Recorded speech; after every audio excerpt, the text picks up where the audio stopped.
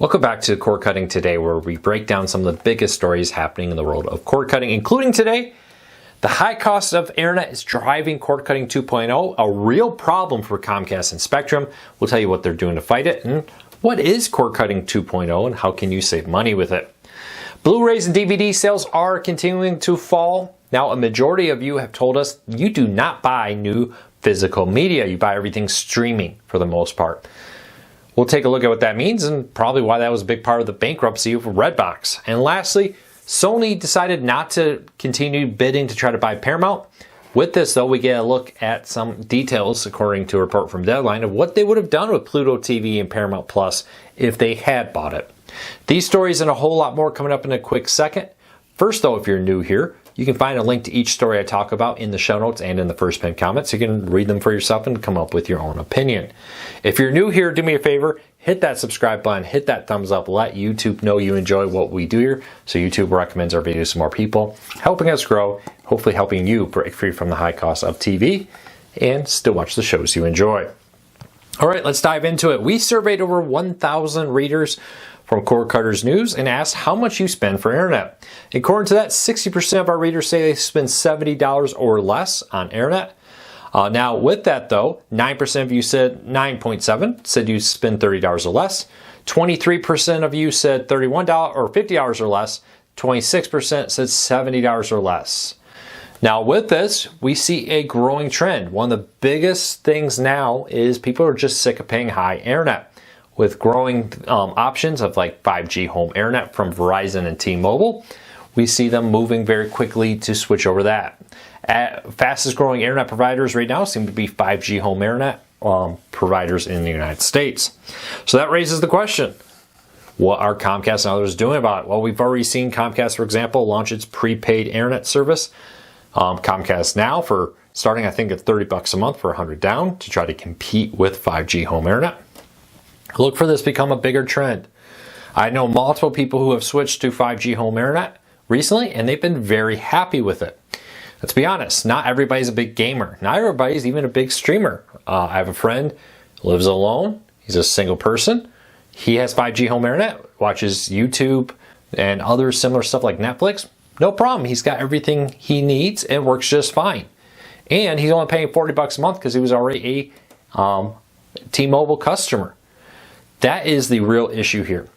For years, people said Comcast and Spectrum would be able to survive because they'll just make it all up on internet, right? Whatever they lose on TV, they'll make up on internet revenue. Well, now they're losing TV customers. And a lot of the same arguments were what they said back when Cord Cutting 1.0 started, right? Oh, we're focusing on high profit TV customers. You hear that right. High revenue. You know, customers who make us good money. We don't care about those smaller customers who don't want to pay for the big packages. We just want to focus on the bigger customers. And now we're seeing that same trend with them with their internet. They say, yeah, we lost internet subscribers, but you know, we made more because we raised the price. And you know, these are the high end, the gamers, the people who want a gig and the like. That may work for now. Mark my words, this trend is not going away. I now have multiple fiber options in my neighborhood. It was not that long ago that I had DSL and cable. Well, now I have DSL, fiber, or excuse me, I don't have DSL anymore. They shut that down. Fiber from a phone company, fiber from an independent fiber provider, cable, satellite, 5G, and more options here. I have options for internet that I never had. People never dreamed of a few years ago. Look for that to become a trend. But look for Comcast and Spectrum to continue to struggle with that. All right, next up, Blu-rays are dying. Most Americans no longer buy them. Again, going back to our survey of 1,000 of you, only 26% of you say you still buy new DVDs and Blu-rays. The vast majority of you say you no longer buy new physical media. That's horrible news and explains the move away. For your TV shows, for example, are releasing physical DVD seasons. We're also seeing a trend in growth in streaming. Redbox obviously just declared bankruptcy and plans to shut down. So question to you, when is the last time you bought a new DVD or Blu-ray? Not going into a used DVD store and picking up a cheap disc. Let's talk about a new one. You went to Best Buy when they were still selling them. They no longer do. Target, if you can still find them. Target stores are shrinking and going seasonal with their DVD sales. Or some other place and you bought a physical DVD or Blu-ray. When was the last time? I'll be honest, a new one for me, a couple years at least, maybe longer. Now, I know a lot of people buy used, but the problem with used is the studios don't make money on that. They're not tracking used. They don't really care about used because once they sell it, they don't get another cut of the used DVD sale. Leave me a comment, let me know. Now, last week we learned that Paramount was being sold to Skydance. There is a 45-day clause in there that allows Paramount's majority shareholder, the Redstone family, to go find other potential buyers. One of them was Sony. Sony was reportedly making a large offer to buy the company for $26 billion. The Redstone family turned it down. Now we have a little bit of an idea why they turned it down. According to reports, Sony wanted basically the studio, the arm that made movies and television shows, and they didn't care about the rest. They intended to sell off CBS, MTV, other networks like that. Paramount Plus and probably reportedly Pluto TV also would have been sold off. They didn't have much interest in the rest of that. Their joint partner, they had a venture capitalist that was helping make that offer. They reportedly wanted these physical studio lots, the one where they built it in California, the well-known Paramount Studios you see all the pictures of. They wanted the land for development because they thought that was highly valuable land for it.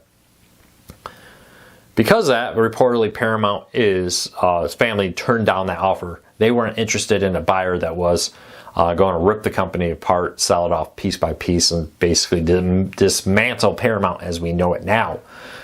With that, though, they accepted a much smaller offer from Skydance that reportedly will look to keep everything together. Now, they have faced a lawsuit, as we all expected, late last week. Some investors sued, looking for information on this. They're probably unhappy that the Sony deal, because maybe that would have been a better deal for them as investors. Be interested to see how this plays out with the way the deal was done.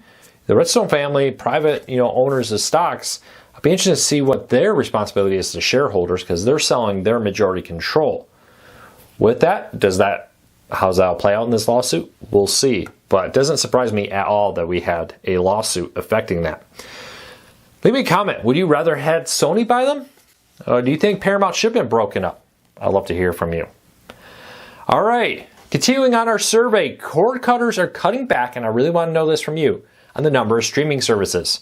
Now, for the first time since we've done this, the majority of you pay for 3 or fewer streaming services. That's down from just a few months ago when the majority of you paid for 4 or fewer streaming services, and a couple years ago where that number was as high as 7, according to some reports. During the 2020 year, when everybody was stuck at home watching movies and television, people were willing to pay more on streaming. But now that they're out back to more regular lives, people are paying for less. And with the growth of free ad-supported services, YouTube, you can't even ignore that, and others, people are seeing less of a need to pay for all these TV services. According to a report, 69% of you say you pay for 4 or fewer. That is up from 63%. 54% of you say you pay for 3 or fewer streaming services, which is up from 47.3%. In total, over 1,000 of you took this survey. And I have to ask, how many services do you pay for? Are you cutting back? I think it's interesting. I do believe that most cord cutters are coming back. We've heard this for some time. There's just so much content. How could you ever watch it? If I subscribe to Disney Plus, man, I could spend an entire month and just watching nothing but Disney Plus and not scratch the surface of the content. But if I have Disney Plus, Hulu, maybe Netflix, how could you ever in a month go through all that? Why, with that, I think people are also getting wiser to the idea that, yes, maybe there's a new show in Starz, but maybe I wait a couple months, let all the episodes come out, subscribe to Starz for a month, binge watch it, and cancel. I think people are becoming more and more aware of that trend. Leave me a comment, let me know. Do you cut back on streaming? Do you rotate them more? Are you a little bit more careful about what you pay for and what you don't? I'd love to hear from you. All right, AARP launches a free and paid streaming service for its members. AARP has offered free movies and television shows for a while. Well, now they've launched a streaming service for that. You can access it on Roku, Google TV, Fire TV, and Apple TV. Now, there's some key catches here. They do have major blockbuster movies like Father of the Bride, The Wiz, and other well-known movies streaming for free. The catch is it's only available in specific windows. For example, on Thursday night from 8 until 11 p.m., you could watch, let's just say it's Father of the Bride. But you can only watch it during that window. They do have some on-demand content, but not much. This is mostly about every night or every few nights a week. They offer these special events to go watch movies and television shows that way. Leave me a comment. Let me know what you think. Now, you can also buy access to this, or it's free with your AARP membership. But one more streaming service out there for cord cutters. Hey, let's dive into the questions of the day. Every day, I love to get a question from you. If you have a question, leave a comment. Start off with something like a question for Luke, so know it's something you want me to answer. Today's question is about Redbox. Redbox is going in to Chapter 7, going to shut down. Already, the streaming service hasn't worked for a while. At the time of this recording, last I checked, it still didn't work. But I got a question. Hey, Luke, with Redbox Online shutting down, what will happen to the online movies that people own from Redbox? So Redbox wasn't just a free ad-supported streaming service. You could also buy and rent movies and television shows from it. So what happens? Well, sadly, we don't know. This is kind of the big danger of online video, is we don't know. Traditionally, when services like this have shut down, they've sold rights to their content to other partners. Fandango has been a big one with Vudu and others. They've bought up several smaller streaming companies like this that have gone down. Why do they do that? Because they're probably paying pennies on the dollar for these customers. And if you had movies in Redbox and now you flip it over to, it used to be called Vudu, now Fandango at home, well, maybe you'd be more willing to buy stuff from there. Be interesting to see what plays out. We don't actually know what's going to happen here. We'll have to wait and see. But as always, I think that's why a lot of these smaller companies struggle. A lot of people struggle to justify buying from smaller stores after things like this happen, when they feel a lot more comfortable with Amazon or Apple or a similar company to buy their movies and television shows from. A lot of people I find when I talk to them think it's less likely that a Amazon or an Apple will go under and suddenly just delete all your movies and television shows. We'll see what happens. But as soon as we find out anything, we'll have full coverage over at cordcuttersnews.com.